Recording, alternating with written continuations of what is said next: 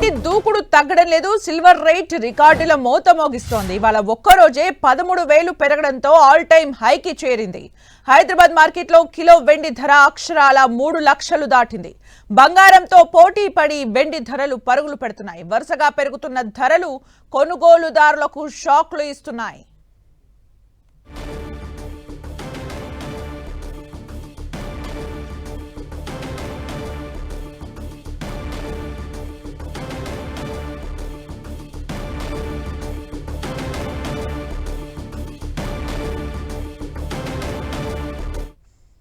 మనతో పాటు market expert Kranti గారు ఉన్నారు. Hello sir.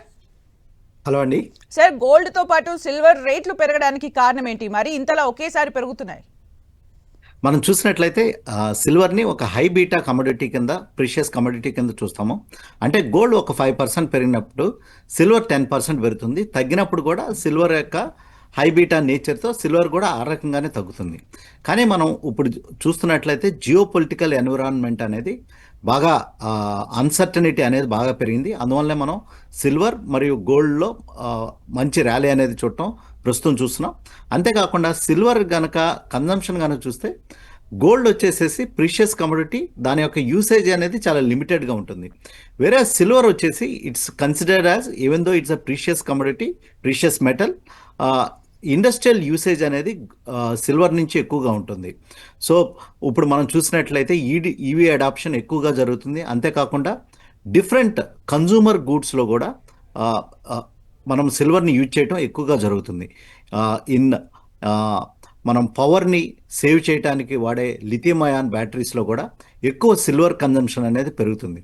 ఇప్పుడు వరల్డ్ వైడ్ ఇప్పుడు ఈ డేటా సెంటర్స్, జిగా ఫ్యాక్టరీస్ ఇవన్నీ ఎక్కువ కన్స్ట్రక్షన్లో ఉండటంతో ప్రస్తుతం సిల్వర్కి ఇండస్ట్రియల్ పరంగా డిమాండ్ అనేది ఎక్కువ రావటం, అంతేకాకుండా రీసెంట్గా కొంచెం స్పెక్యులేటివ్ యాక్టివిటీ కూడా బాగా పెరిగింది. ఎందుకంటే గోల్డ్ ప్రైసెస్ బాగా పెరిగినాయి, దానికి అనుగుణంగా క్యాచప్ ర్యాలీ అని సిల్వర్ కూడా పెరిగింది.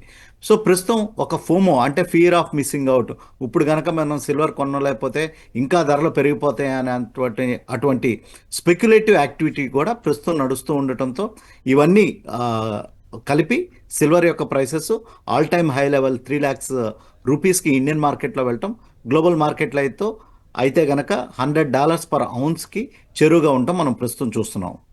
క్రాంతి గారు, భవిష్యత్తులో ఇంకా పెరిగే అవకాశం కనిపిస్తోందా? ఇప్పుడు సిల్వర్ కొనొచ్చా?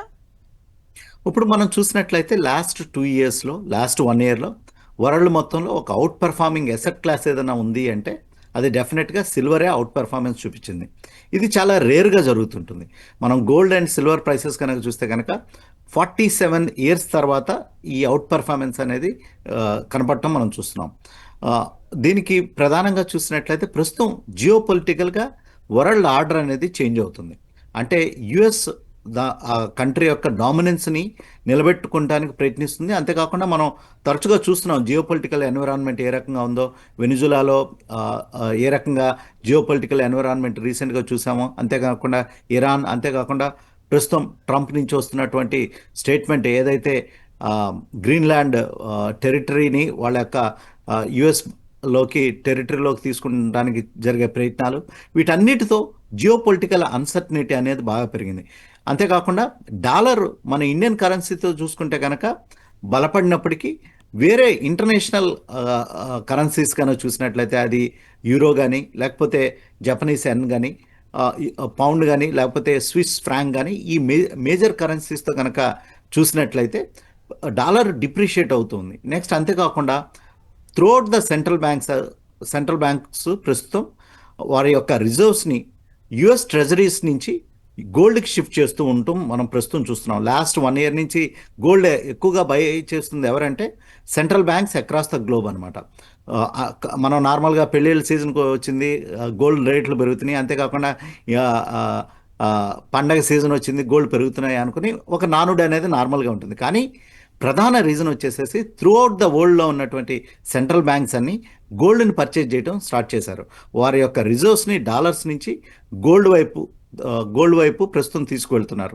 సో ఈ సెంట్రల్ బ్యాంక్స్ కనుక ఈ రకంగానే చేసినట్లయితే డెఫినెట్గా సిల్వర్ అండ్ గోల్డ్ ప్రైసెస్ ఇక్కడి నుంచి కూడా ర్యాలీ అవడానికి అవకాశం ఉంది. జియో పొలిటికల్ ఇష్యూస్ ఎస్కలేట్ అయితే డెఫినెట్గా సిల్వర్ అండ్ గోల్డ్లో ఇక్కడి నుంచి కూడా ర్యాలీ అవడానికి అవకాశం ఉంది.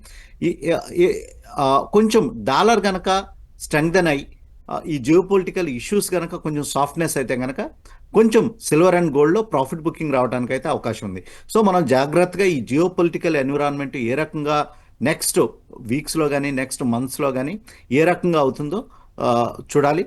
డాలర్ కనుక ఎప్రిషియేట్ అయితే కనుక సిల్వర్ అండ్ గోల్డ్లో ప్రైసెస్ తగ్గడానికి అయితే అవకాశాలు క్లియర్ కట్గా ఉన్నాయి. ప్రస్తుతం అయితే కొంచెం స్పెక్యులేటివ్ యాక్టివిటీ అనేది ఉంది.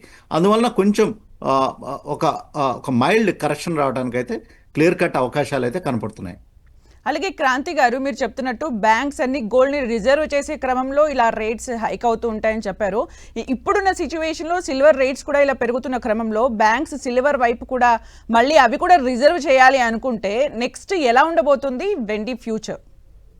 చాలా ఇంట్రెస్టింగ్ క్వశ్చన్ మేడం మీరు అడిగింది. నార్మల్గా ఏంటంటే సిల్వర్ని ఒక ఇన్వెస్ట్మెంట్ కమోడిటీ కింద చూడరు. నార్మల్గా సిల్వర్లో ఇన్వెస్ట్మెంట్ చేసే ఇటువంటి ఇన్వెస్టర్స్ చాలా తక్కువగా ఉంటారు. నార్మల్గా మనం చూసినట్లయితే ఇండియాలో కూడా సిల్వర్ని చాలా తక్కువగా కొంటారు ఇన్వెస్ట్మెంట్ పరంగా చూసినట్లయితే. కానీ ఏంటంటే ఒకసారి ఈ లాస్ట్ 1 year నుంచి ఏ రకంగా మనం ఈ సిల్వర్లో ర్యాలీ చూసామో ఇప్పుడు ప్రస్తుతం సిల్వర్లో కూడా ఇన్వెస్ట్ చేయాలని అటు నుంచి కూడా ఇన్వెస్ట్మెంట్ పరంగా కూడా డిమాండ్ అనేది వస్తుంది. అంతేకాకుండా ఇండస్ట్రియల్ పరంగా డిమాండ్ అనేది బాగా పెరుగుతుంది. సో అందువల్ల వీటన్నిటిని కలిపి సిల్వర్ డిమాండ్ అనేది బాగా పెరుగుతూ ఉండటంతో ప్రైసెస్ అనేవి బాగా పెరుగుతున్నాయి.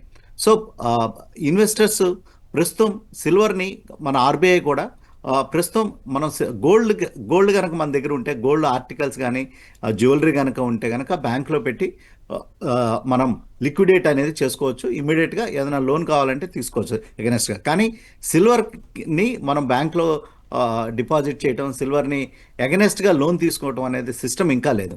కానీ ఆర్బీఐ రీసెంట్ గైడ్ లైన్స్ కూడా సిల్వర్ని కూడా ఒక ఇన్స్ట్రుమెంట్గా ఒక మోర్టగేజ్ ఇన్స్ట్రుమెంట్గా కూడా చేయడానికి అవకాశం ఉందని ఒక సర్క్యులర్ తేవడంతో ఆ రకంగా కూడా సిల్వర్ మీద ప్రస్తుతం ఇన్వెస్ట్మెంట్స్ అయితే పెరుగుతున్నాయి. అందువల్లనే సిల్వర్ యొక్క ధరలు ప్రస్తుతం బాగా పెరగడానికి అవకాశాలు క్లియర్ కట్గా కనపడుతున్నాయి. కానీ ఏంటంటే ప్రస్తుతం త్రూఅవుట్ ద వరల్డ్ కనుక చూసినట్లయితే ఒక మిక్స్డ్ ఇండికేటర్స్ కనపడుతున్నాయి. అంటే కొంచెం ఓవర్ బాట్ జోన్, అంటే బాగా ఎక్కువ కొనేస్తున్నట్లుగా కూడా కనపడుతున్నాయి అన్నమాట. థ్యాంక్ యూ అండి క్రాంతి గారు ఫర్ ద అనాలిసిస్.